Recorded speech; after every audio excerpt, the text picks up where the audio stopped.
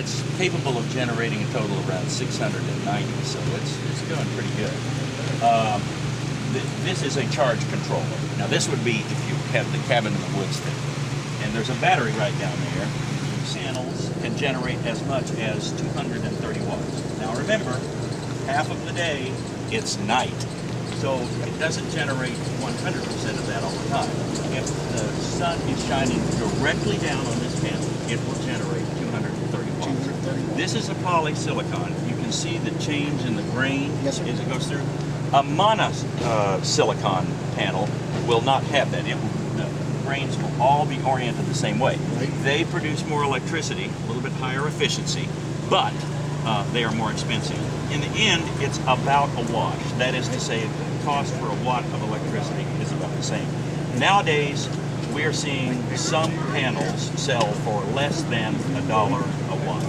So I mean that's getting to be a good number. Now let me show you what how it all kind of comes together.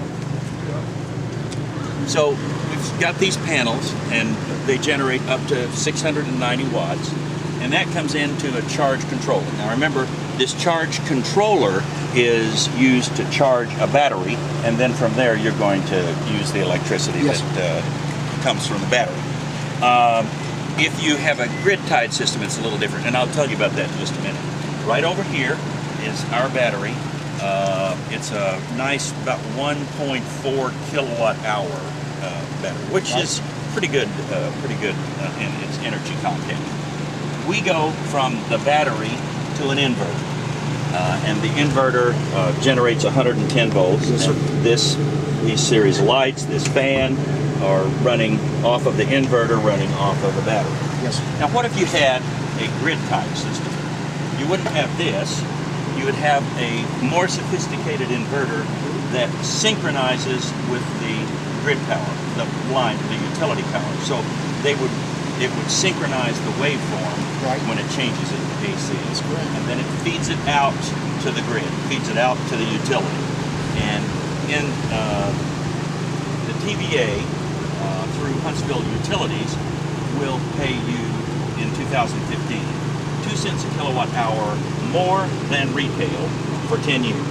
After that 10 years, their contract will extend for another 10 years, and they will agree to pay you retail for that period of time. And you get a payback that varies between 10 and 13 years. After that, you've still got probably 20 more years of generation capacity. So you're getting your money back, and then twice again the amount of money that you put in. Plus powering your home or whatever. That's right.